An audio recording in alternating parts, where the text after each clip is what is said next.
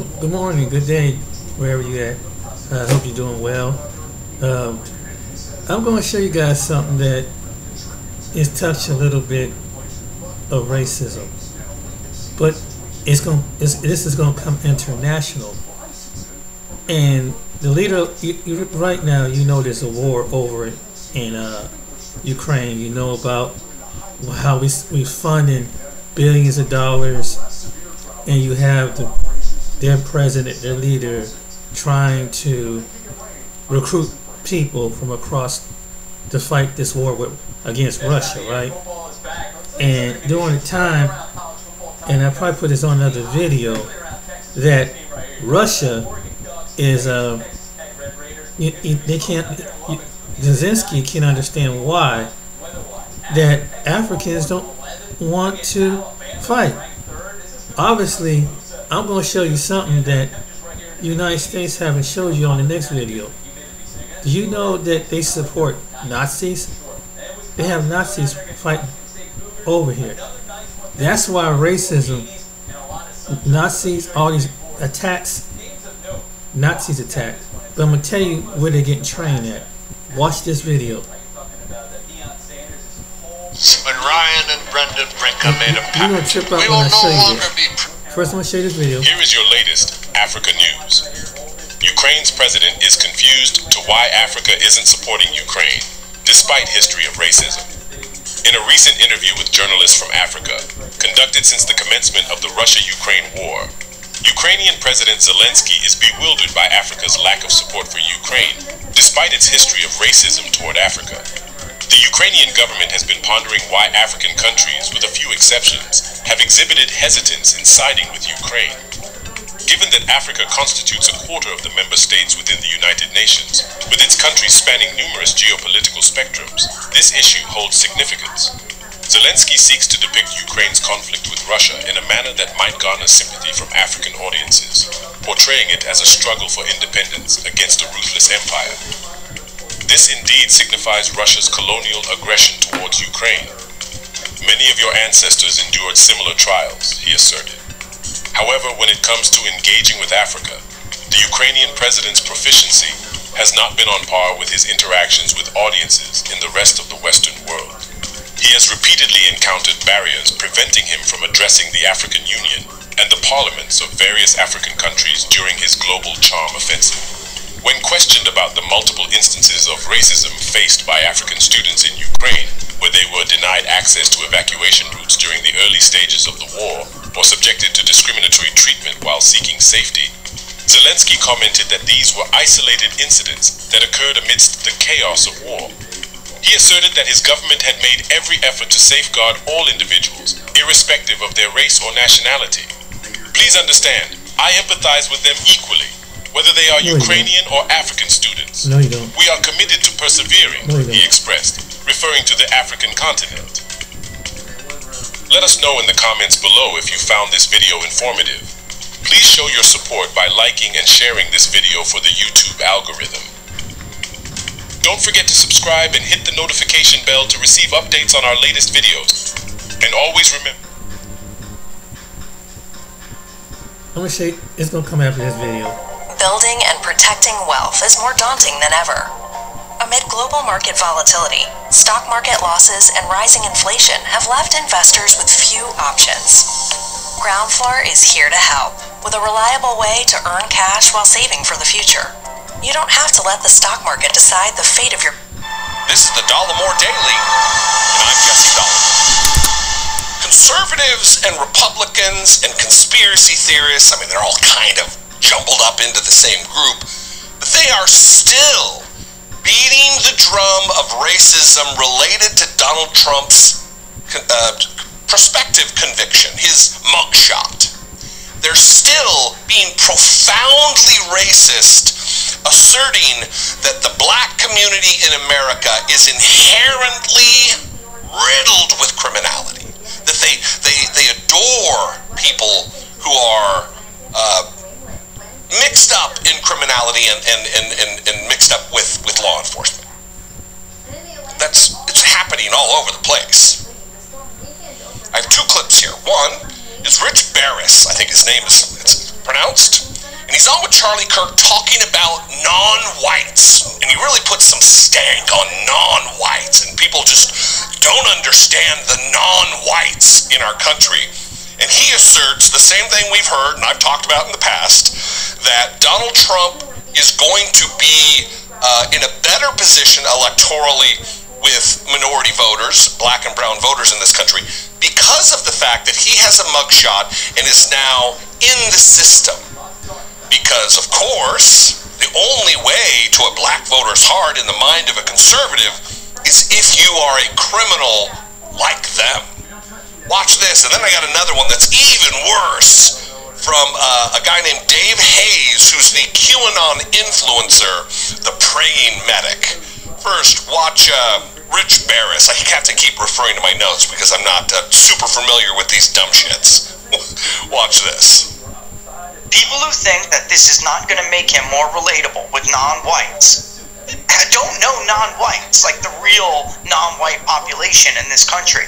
I interviewed somebody the other day, and basically, Charlie, I just never would believe I would hear a young African-American man talk about a billionaire white guy like this, but he's basically like, now Trump knows how we feel. He's got the best chance to take it to the man. He's got the best chance to take it to the system, and I can't stand the system. So the biggest FU I could give him is vote for Donald Trump. Because all black people, according to Rich Barris, are criminals who can relate to other criminals.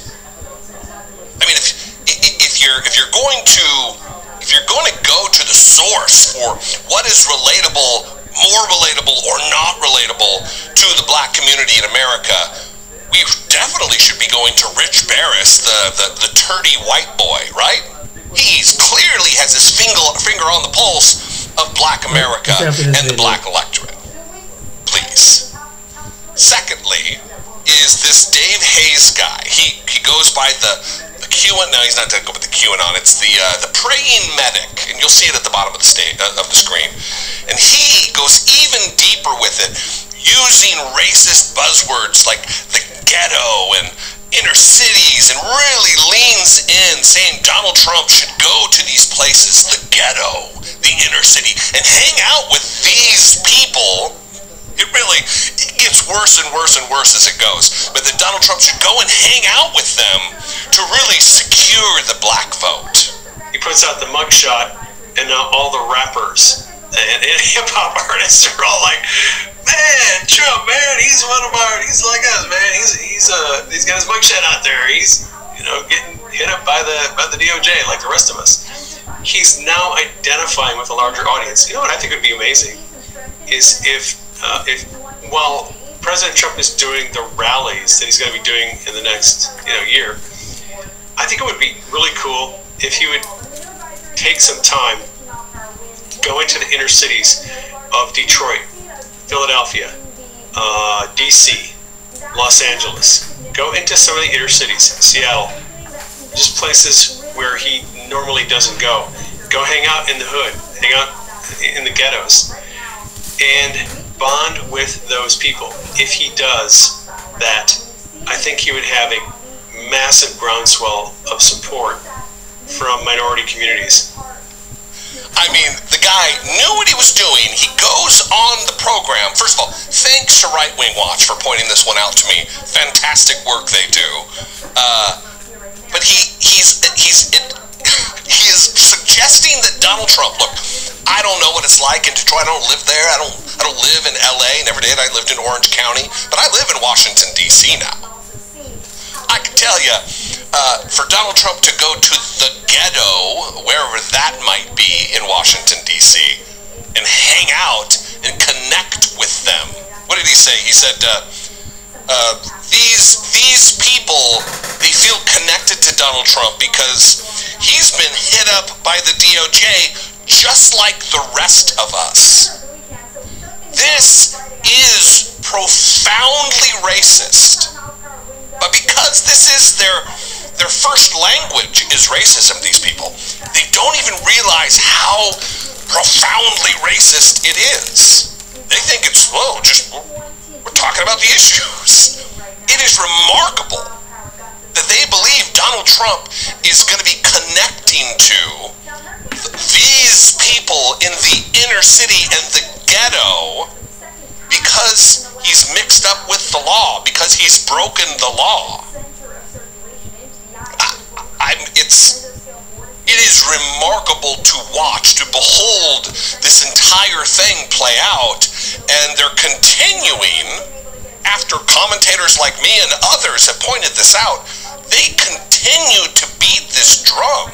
And again, I would ask, as I do in previous videos, for whom are they doing this? Because this guy's not reaching the black community. This guy's not reaching people. He's not changing hearts and minds. Who is his intended target audience here? Other conservatives. So is this wishful thinking that this is going to work? Or does he believe he's really making inroads with black and brown voters across the country by saying to them, you're inherently criminal, and so is Donald Trump, so you guys have something in common? I have no idea. I don't know. But I do know that these are two stupid individuals who believe they have logic and reason and facts on their side.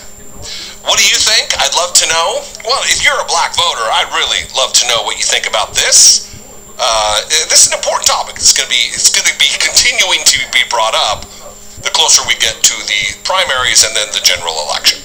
You can call, leave me a brief voicemail, 714-576-4054. Of course, you can email me, as always, daily@dollamore.com.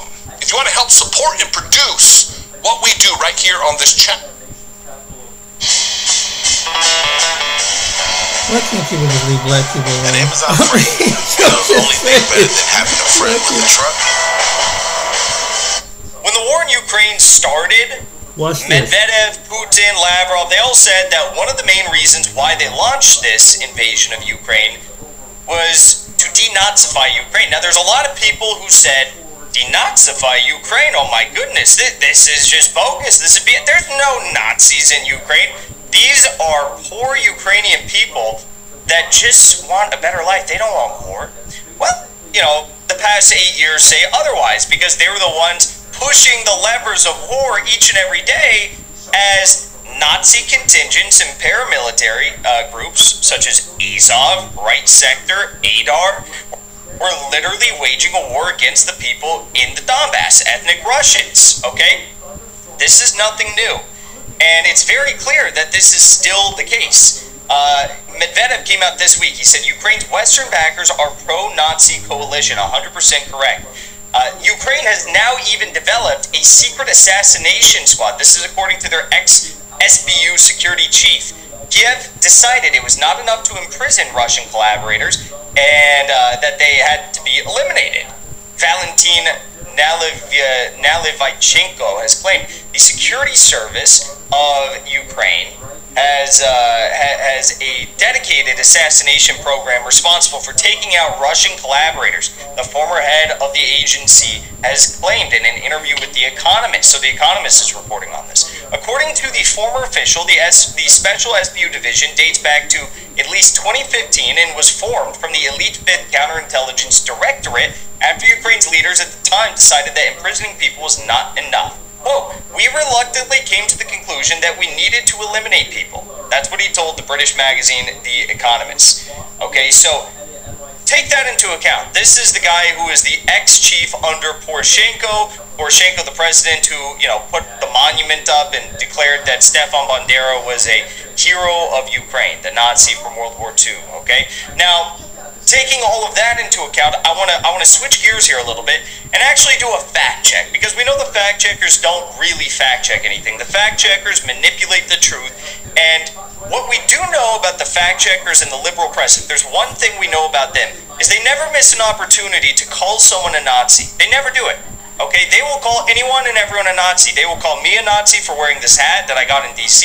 They'll call random, working class American farmer in West Virginia Nazi because he lives in West Virginia and he's white.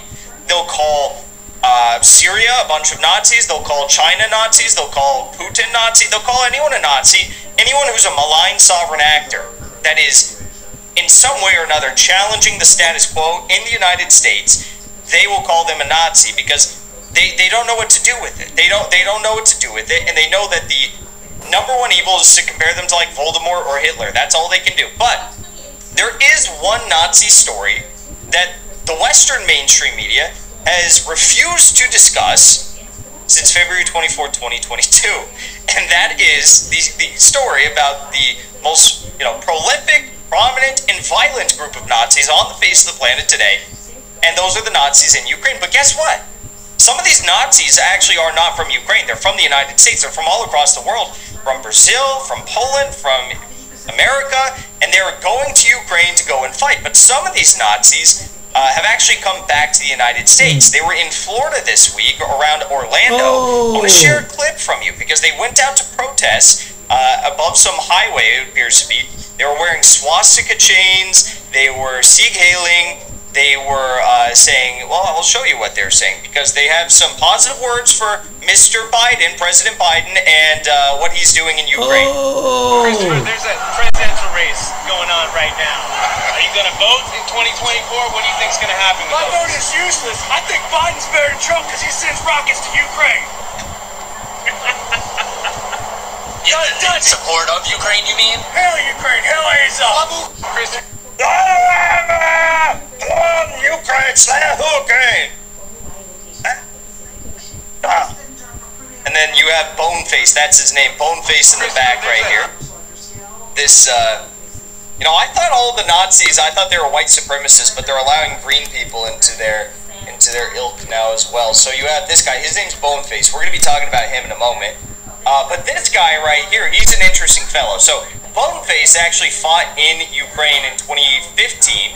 He was a part of the human sacrifice of ethnic Russians in the Donbass. When they placed an ethnic Russian, they captured him, a POW in the fighting, and in 2015 they put him on a cross. I mean, these guys are all pagan Nazis. They put him on a cross, sacrificed him, and lit him on fire, and he was in that video. So that's who he is. This guy, he's got the swastika chain on, and listen again one more time what he said, and then I'll show you another clip of him. Christopher, there's a presidential race going on right now. Are you going to vote in 2024? What do you think is going to happen? My vote is useless. I think Biden's better than Trump because he sends rockets to Ukraine. The little Sieg Heil right there, by the way. Yep.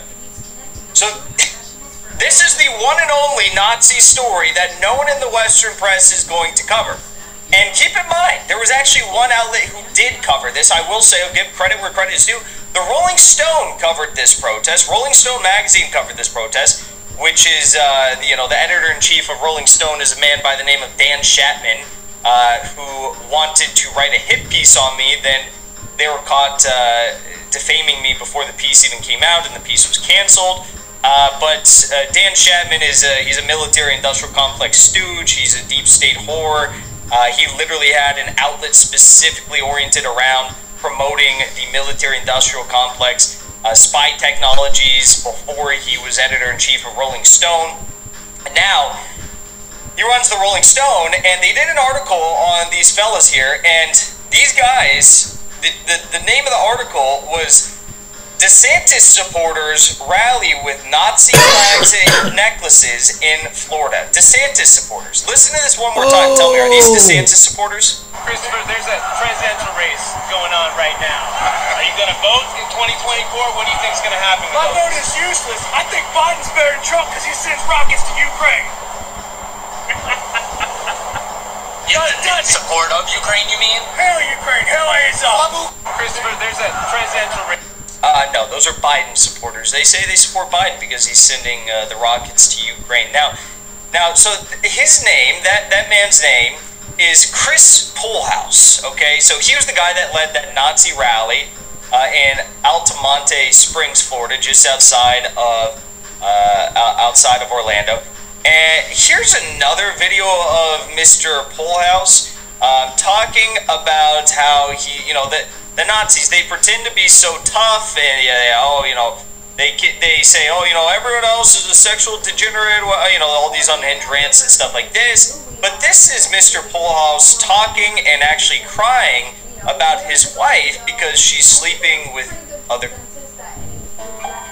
You brought this kingdom together, and it will stay together, even after you're gone. Because she's sleeping with other men. I don't care.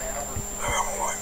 She can fuck and be with any dude she wants. Just from like fun, flirty text to like nasty in a couple days. So I know what's happening, and I'm not dumb. And I don't. And it's not even like.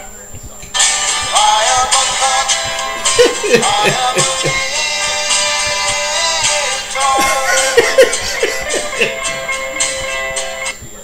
You know, she's sending fun and flirty texts. He goes on in that video to say, but like now she's going to sleeping with other men and stuff like that. Complete pussy.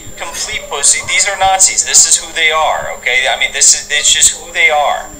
All right, now, there's more information here, and it gets really, really interesting, okay? So, first of all, let's take a closer look at the man in the back of the video. Again, his name is Boneface, this man back here, okay? The one that was hailing in the background and then said Slava Ukraini at the end of the video, okay? So, let's look at this, okay? So, one of the individuals who's in attendance at this rally, Mr. Boneface, his name's Kent McClellan, he was hailing while screaming Slava Ukraini. His whole entire body and face is covered in tattoos, including many Nazi tattoos. As exposed, he is a Nazi who has traveled abroad to Ukraine to fight in the Ukraine-Russia war. He is an American citizen who was recently given Ukrainian citizenship. Okay, so this is really nuts here. This guy has Ukrainian citizenship. He's fighting in Ukraine. Upon his return to the U.S. circa 2022, it was discovered via an investigation that McClellan, Boneface, received a U.S. Army Expeditionary Medal for his services in Ukraine. The investigation uncovered social media posts he posted in which he posed for a picture in Ukraine while wearing an Azov battalion uniform next to the dead body of a civilian. The image, which was sent to a forensic analyst for verification, has been authenticated. Okay, so why is Joe Biden continuing to fund Nazi death squads in Ukraine with U.S. taxpayer dollars? Okay, so let's take a look at this guy here. So first of all, here's the medal that he was awarded. This is the Armed Forces Expeditionary Medal. He was awarded for his services in Ukraine. Here he is in Ukraine, and it appears to be a civilian behind him. Here he is without his tattoos, with his tattoos, all that stuff. He's got a bunch of Nazi tattoos all over his body, as you can see. And yes, he is fighting in Ukraine. Now, take a listen to him going to why he went to Ukraine, because this is a guy who's been he's been caught up in federal crimes, and it's very obvious that this guy's an asset to the U.S. government. I mean, he's been sent to Ukraine to fight in this bloody war. He's been caught up in these federal crimes in the past, and here he is talking with RT about why he was sent to Ukraine. He says it was the CIA that was behind his shipment over to Ukraine.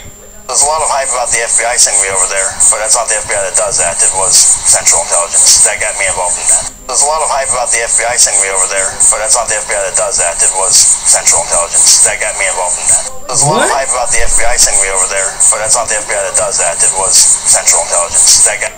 There's a lot of hype about how the FBI sent me over there, but it wasn't the FBI, it was Central Intelligence. So there he is, admitting right there. He is a federal asset. He's caught up in all these crimes with the federal government, federal crimes, by the way, earlier on in his life. He's a Nazi, and then he was sent to Ukraine to go fight by the Central Intelligence Agency. Here he is again, off fighting in Ukraine back in 2015, okay?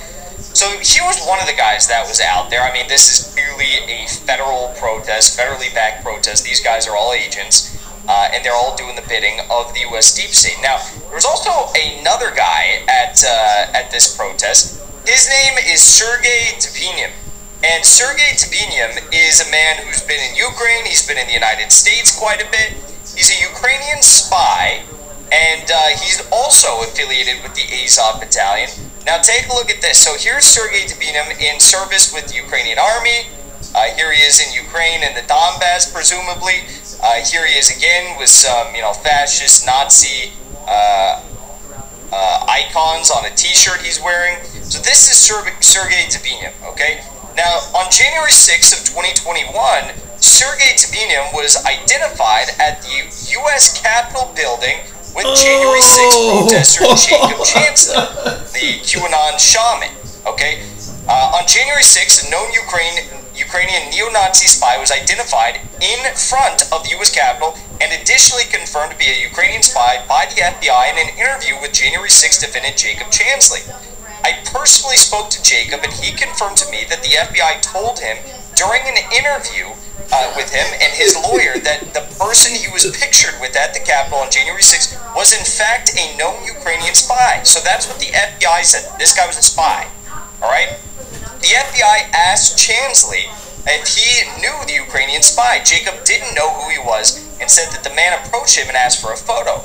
The FBI knew of a Ukrainian spy outside of the U.S. Capitol on January 6th, and yet this was never reported or even mentioned to the January 6th committee. This same Ukrainian spy who was identified by the FBI has been identified via facial recognition technology as Sergei Tabinev, a neo-Nazi who works in Ukraine, okay? So here's my question. Why is it that you can have you can have Ukrainian spies with the Azov Nazi battalion that infiltrate our capital? That is an act of war, infiltrating our capital on January 6th, a Ukrainian spy. Why are no questions being asked about this at the least? Like, was he one of the guys that was one of the leaders going into the Capitol grounds? Was he one of the ones that was saying, you know, do this, charge the Capitol, break in? Was he, this is clearly a guy with military training. Was he one of the ones that maybe broke the glass walls of our Capitol building and broke through into the building? Was he one of those first guys that was doing that? Was he one of the guys that broke down the barricades? So you have to ask the question, why is no one talking about this? Why is no one in the press? They talked about January 6th for non-stop since January 6, 2021. You go on CNN or MSNBC right now, you're going to hear about January 6. I bet someone's going to bring it up in some sort of a debate or a panel or a show or something.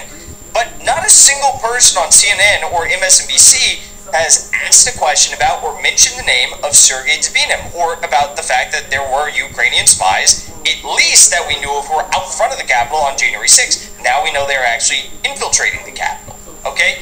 Now, couple that with this news. We also learned yesterday that the Biden administration's judicial cronies had sentenced a Proud Boys leader, Enrique Tarrio, to a sentence of 22 years in prison for seditious conspiracy over the Capitol riot. Okay? Now, let me just tell you about what this Enrique Tarrio did, because it is crazy, okay?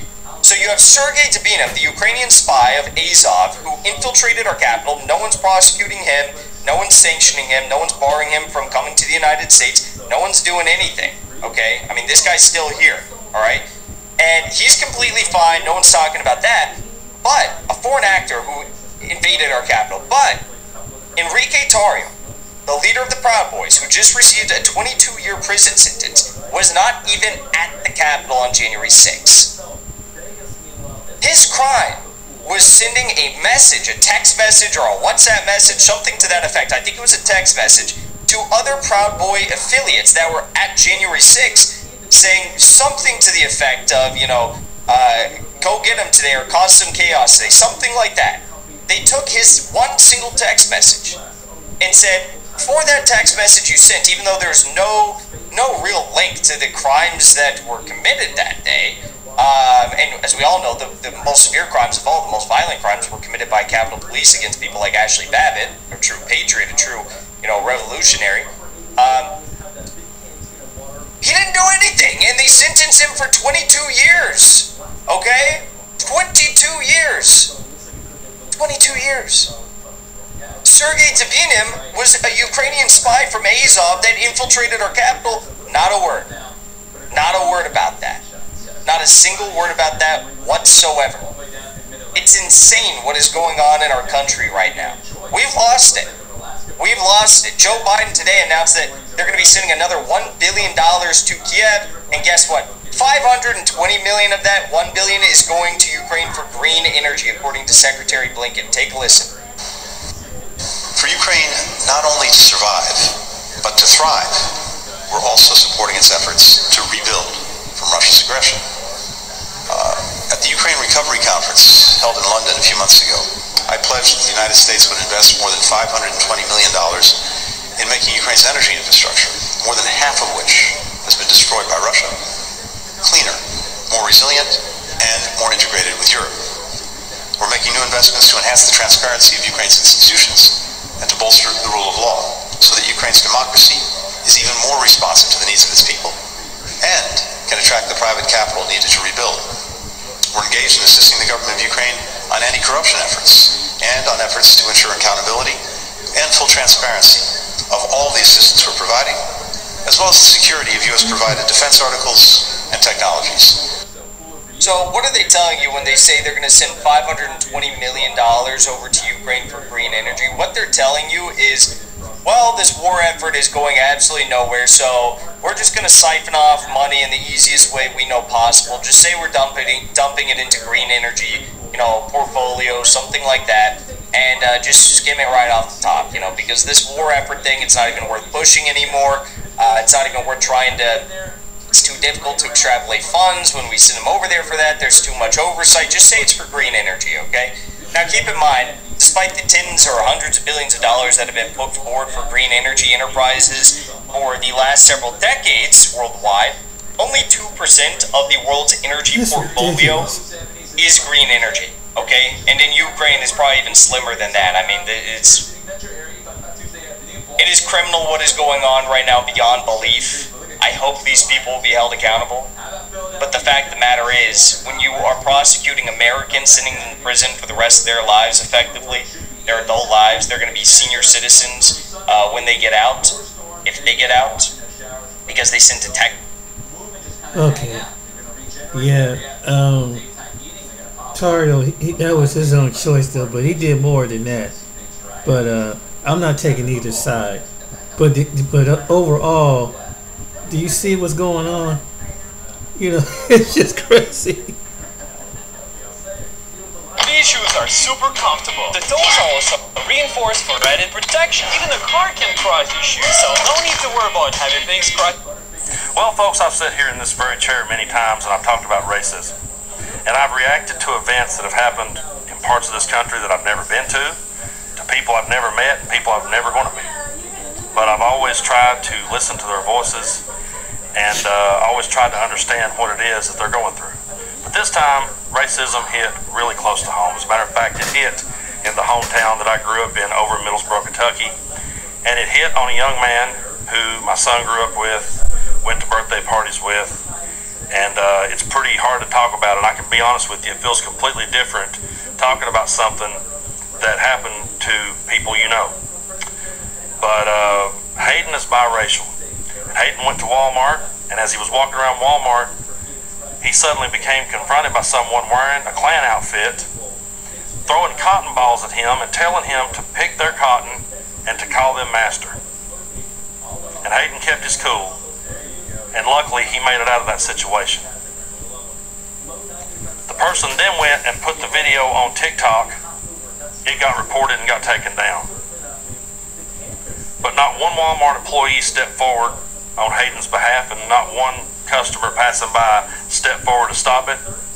Everybody just sat back and let this happen. And I know what so many people are going to say. They're going to say, well, if you guys would just stop talking about racism, it would stop happening. They're going to gaslight us with their same old bullshit. The Democrats started the KKK nonsensical arguments, instead of facing up to the real facts that the other side empowers that bullshit. The other side tells that bullshit to stand back and stand by. The other side empowers that bullshit to continue to get their votes. They cater to that because that's now their base, and they won't let it go. So they try to gaslight people like us and tell us to stop talking about it, and it'll go away. Well, it can't go away as long as people empower it, and it can't go away as long as people sit back and do nothing about it.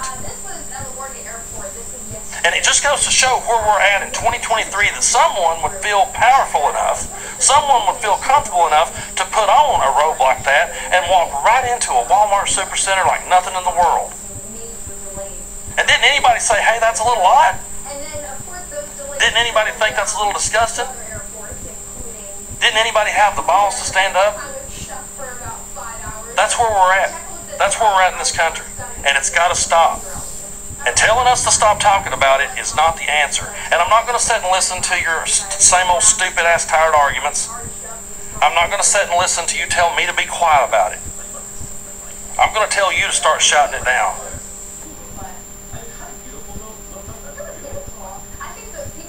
Well, so they say that the past is the past, huh? Leave that stuff in the past. Let him tell you. A white man telling you. Wow. Irish football on FanDuel before football Sundays are over. I want to give a shout out to a sister on Twitter by the name of Nicole, and her Twitter handle is Bombshell Cole, for bringing this back to my remembrance. So you guys might have heard about the story of Tamla Horsford that happened in November of 2018. It was a black mother who went to a party with a whole bunch of other football moms because they all had sons on a football team in Cumming, Georgia, where she was found dead the next morning. Now, of course, there was a lot of investigation, although they said it was very shoddy and not well done. The authorities there in Cumming, Georgia came up with the conclusion that there was no foul play and that it was an accidental death. They said that she had a lot of alcohol in her system, 3 times the legal limit. Also, she was on Xanax and she had smoked some marijuana. Now, she was found by the auntie of the homeowner at 7:30 a.m. the next morning, but they did not call 911 until almost 9 o'clock. And so many were wondering, okay, well, what was going on between that, hour and a half? Were y'all concocting a story? What's going on? So the boyfriend of the homeowner, his name was Jose Barrera. They said as he was on the phone with 911, he was like, oh, she has a cut on her wrist, kind of alluding that maybe she took her own life. So when it's all said and done, of course, her family is like, nah, and a lot of other people, myself included, is like, nah, that lady didn't just fall off of the balcony, which they said was about 14 feet up. Now, when you think of somebody falling, okay, yeah, they're going to have some injuries, I guess, and yes, possible that they could die. But Tamla had head injuries, torso injuries, neck injuries, cuts all on her legs and her hands. And so many are like, nah, something else happened. Now, originally, it was said that it was supposed to be all women at this sleepover, because it was a sleepover. It was 7 other women there in addition to Tamla. But it was later discovered that 3 other men were there as well. So people are wondering, what were they doing all night, right? As I'm wondering the same thing. So again, the authorities, the local authorities said, well, there's no foul play and we're not going to further anymore. It was an accidental death. Well, a couple years later, the Georgia Bureau of Investigation opened the case up again after calls from a whole host of people, including celebrities like T.I. and Kim Kardashian during the George Floyd protests. It was like, oh yeah, and what about Tamala, the woman that mysteriously died at a sleepover in Georgia? So the Georgia Bureau of Investigations opened it back up, and they, I guess, went through it a little bit more detail, and they came up with the same conclusion, and they said they're not going to charge anybody. But again, there's a lot of things unanswered. From what it said, Tamla was not on Xanax, which is, I guess, an antidepressant type of drug. And so people are wondering how she got it. So, of course, the people at the party were like, well, we don't know. But then when the investigation took place the second time, they found that one person who they did not name at the party did have a prescription for Xanax. But she said, well, I didn't give it to her. All right. And so, of course, they're like, well, we saw her drinking and smoking weed. Now, of course, the people who said that are the people at the party who may have conspired to cover it up. because it was also said that in some Snapchat messages that they, being the party goers and some of the men that were there, they were joking amongst each other about what happened and how they would notify her husband, joking about it, right? Like, oh, Mr. Horsford, we found your wife, face down in the ground, like they were making, a big joke about it, and making a joke about them being racist and all that kind of stuff. But again, nobody was arrested for what was deemed to be very suspicious. Now, Jose Barrera, he works for some sort of office dealing in law enforcement in Cumming, Georgia, and he got fired because he got caught looking into the file or the case of Tamala. Now, no one knew about what happened outside of Cumming, Georgia until 2 months later when he was fired, and then everybody else found out about it. And so there's a lot of foul play that took place in that, but I'm telling you guys about it again because we should never forget that, by the way, Tamala was the only black woman amongst all of those white women, and we should always be more cognizant of our surroundings and who we are going to party with, because I know I don't have to tell y'all, y'all ain't got to tell me, I would never, ever, ever, did I say ever, be the only black person around a whole bunch of white anything, not paper plates, not white cups, not mayonnaise, anything white. I wouldn't even be in a snowstorm by myself, okay? So I'm telling y'all that, of course, let's be vigilant because they are not our friends at all. Malcolm X said, and he asked us to think about this, are they our friends or are they just friendly? And the Honorable Elijah Muhammad told us too, hey, don't be around them, right? Separate. And especially don't be around them by yourself. So I'm hoping that they, who, I don't know, the federal government or somebody takes an interest in it and say, nah, we're not going to let them, and I'm going to say allegedly, get away with what they did to her, because I'm not buying that Tamala fell and all those things happened to her. So y'all tell me what you think it is. And from at Amazon Freight, we know the only thing better than having a friend with a truck. Quiet about it. I'm going to tell you to start shouting it down. I don't give a damn what happened with the parties years ago. I'm talking about what's happening right now. And what's happening right now is there's a party that empowers this kind of bullshit and keeps pushing it. And that's got to stop. And to people of color out there, I've sat here so many times and made videos talking. And I've tried so many times to hear your voice and listen to what it is you're going through. And this one feels so different because I'm talking about a kid that my kid grew up with. So, and we're very lucky that he made it out of that alive and that he's here to talk about it.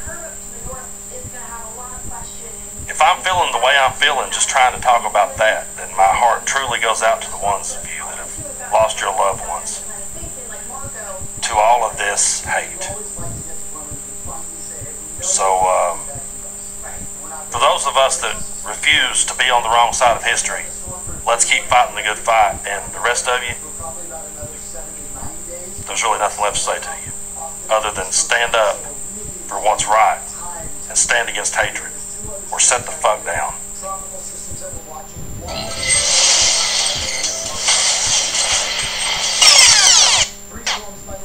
I couldn't say it any better than that. You know, it's sad what happened to the woman and everything, but like the man said, it's not going away. You know, tell people to deny, and it brings, it's really sad. But this brings me to this next video. A lot of people in the community took issue with City Councilwoman in Jacksonville, Jacoby Pittman. And they took issue with her because she was acting straight up like a bunny ruckus defending Ron DeSantis at a time that he should not have been defended. He should have taken every condemnation from the community there because he have created an environment where white supremacists feel extremely comfortable in Florida. Well, they had a meeting with the public, And some people took issue with her at this meeting, and rightfully so. Let's go ahead and roll. That's all the comment. I'm speaking my truth. I apologize, Pastor. In front of Mike, you can't push people like Jacoby Pittman being ushered inside of the church while she is going back and forth with a pastor. The pastor was yelling he's tired of fighting for change in this community, while the council member was yelling about the pastor hurting the families who are grieving. All of this unfolding after a meeting that was supposed to focus on healing in this neighborhood after last weekend's shooting. That's when 3 black people were shot and killed at a nearby Dollar General for being black. The pastor, who ran unsuccessfully for city council, says the reason he was so upset is because when it came time for people inside of the community healing meeting to speak, he says elected officials didn't want to hear real concerns, so he and another person were asked to leave. If we're telling you this is what we need to start the healing process, you should have did it. You work for us. But to tell us that we got to leave or that we can't voice our opinion, why did you call us here? It doesn't make sense. But unfortunately, we had a disruption of individuals that were showboating. They had, concerned about last week, and I don't have a problem in addressing those issues, but today wasn't that. Listen, the best thing the community can do with Miss Pittman here is to make sure that you all get registered to vote. And when her term comes up, I think 2026 actually, she's in there for 3 years. Make sure that you have someone that's from the community, someone from the grassroots, and get that woman out of there. Because that woman has proven herself as a sellout. Y'all have to start writing names down. Create websites for these people. And for black, listen, I'm all for creating a database of black politicians that sell us out. And put them on this website. And say, okay, this is the people that we need to vote out. Their term ends at this time. So let's get registered to vote. Let's have a candidate that we all gonna support. We don't need to be splitting the votes. Just, hey, let's choose somebody, and then we all gonna vote for them, and then get this woman out. That's really what you need to do. And show people like her that selling out is not gonna be tolerated. You understand? We live in a time where we can keep up with these people. It's not like it back in the day. So if Jacoby Pittman gets voted in again, then I'm the type of person I don't hear y'all complaining about it. Because especially when she showed her hand, because let me tell you something, there are defining moments in your life or in your political life, and you can show if you down with the community or you down with the folks. And Jacoby Pittman shows she's down with the folks. She had her time to show she was down with the black community. She had her time to show that should have condemned Ron DeSantis and blame him for what happened. And she chose not to do that. She was talking about that she wants some gifts that he's supposed to give, like we on a plantation or something. Right. NASA gonna bring some gifts. But y'all let me know what y'all think about this woman. Like I said, this woman, every time I see this woman, it just annoys me with her bunny rucker self. Absolutely. Absolutely. What she did was just disgraceful. Because not only after that incident happened down there in Florida, it was another incident that happened in Florida. It was another incident happened down there. It was another person that was ready to go in, and I believe it was about to start all over again. I believe it was Florida, or somewhere else, that picked up the mantle. And then, watch this. After she did that, that invited him in the church and prayed with him and everything. Watch this. Watch this. This is what this guy did. And last weekend, we were dealing with the shooting down in Jacksonville, Florida. Many of us were grieving for the families that lost their loved ones because it was a senseless killing. Well, the very next day, right after the Jacksonville shooting, a white man tried to storm a black church with a shotgun. And the best thing about this story, he failed. Absolutely. So this is Jeffrey Harris. For good reason, the Jacksonville shooting, where a 21-year-old white man, and you know he ended up killing himself, killed 3 innocent black people who were just out and about shopping up at the Dollar General. And that was the topic of conversation last week. It serves as an example as black men, women, and children continue to be targeted out here by random people filled with hate. And we are the #1 target for hate crimes, and this is why we should have a crime bill more than anyone else. We are definitely the ones that should have a crime bill, and we don't. And there's no justifiable reason other than racism why we don't have it. So, just the next day after the shooting, Jeffrey Harris of Ambridge was arrested in a business entryway and faces several charges, including aggravated assault, terroristic threats. Harris had on him a 12-gauge shotgun, 25 shotgun rounds, and what was later determined to be crystal meth. He was taken back to Ambridge Police Headquarters, making multiple bizarre comments along the way to officers about a dead brother. When authorities found his house, it just got worse. Authorities discovered crystal meth, firearms, a note that detailed his plans to commit a mass shooting at this black church. A device they suspected was a bomb, according to WTAE. That literally sounds like the exact same things that were found in the home of Ryan Palmeter, the Jacksonville shooter, Peyton S. Gendron, the Buffalo supermarket shooter, Dylan Roof, the Charleston church shooting. A lot of similarities there.